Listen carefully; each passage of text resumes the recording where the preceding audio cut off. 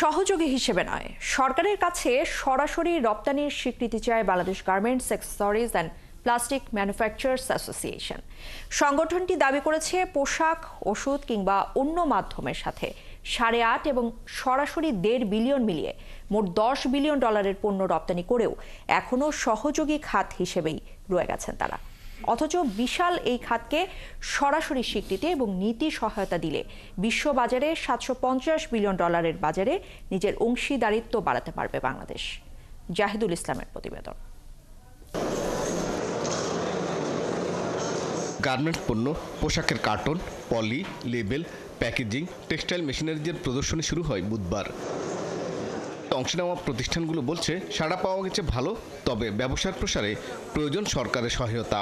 যদি সরাসরি আমরা এক্সপোর্ট করতে পারতাম তাহলে আমাদের বাংলাদেশে ধরেন ডলার ফরেন আর্নিং হতো। গভর্নমেন্ট থেকে আমার মনে হচ্ছে যে তারা একটা কোঅপারেশন কম পাচ্ছে কোথায় যেন। প্যাকেজিং ইন্ডাস্ট্রিটা যেসব ইনসেন্টিভ চাচ্ছে এটা তাদের আসলে পাওয়ার অধিকার রাখে। ইন হাউস বায়াররা আমাদের এই ফ্যাক্টরিতে এসেছে এবং নতুন নতুন আমরা অনেক ধরনের বায়ার আমরা এখানে পেয়েছি। সকল মেম্বার শনিবার প্রদর্শনীর শেষ দিন বিজিএপিএমইএ সভাপতিও বলেন, অর্থনীতি এবং রপ্তানি আয়ে তাদের অবদান ব্যাপক, কিন্তু নেই সরকারি রপ্তানি স্বীকৃতি এবং নীতিগত সহায়তা। বিশ্বে কিন্তু $750 বিলিয়ন প্যাকেজিং পণ্যের চাহিদা আছে। আমাদের বাংলাদেশের নীতিগত সহায়তার কারণে এবং অন্যান্য সমস্যার কারণে আমরা কিন্তু এই $1 বিলিয়ন যে এক্সপোর্ট হয় এবং চাহিদা আছে, চাহিদা সিংহভাগ কিন্তু আপনার চায়না, ইন্ডিয়া এবং অন্যান্য দেশ আপনার পূরণ করছে, আমরা কিন্তু করতে পারছি না। রপ্তানি উন্নয়ন ব্যুরোর ভাইস চেয়ারম্যান বলেন, সঠিক তথ্য পেলে তিনি এই খাতকে রপ্তানি স্বীকৃতি সহ অন্য সমস্যাগুলো দূর করতে সহযোগিতা করবেন। ফ্যাক্টস, ডেটা, কোন জায়গাটা আপনারা জিনিসটা চাচ্ছেন সেই জায়গাটা স্পেসিফিক জিনিসগুলো নিয়ে আসতে হয়। প্রপার ডকুমেন্টসগুলো কী কী চাচ্ছেন দিতে পারেন।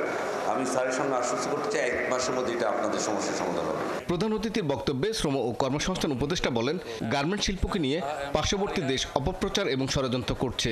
গার্মেন্টস সেক্টরকে নিয়ে যাওয়ার জন্য আমাদের পার্শ্ববর্তী দেশের ওপেন চেক স্টেটমেন্ট, তারা আমাদের গার্মেন্টস সেক্টরের লোকজনকে ডাকছে যে আপনারা এখানে চলে আসেন, কারণ এখানে গণ্ডগোল। আমাদের এই ইন্ডাস্ট্রিটাকে বাঁচিয়ে রাখতে হবে, এটার জন্য যদি আরও যুদ্ধ করতে হয়, লেট আস ফাইট।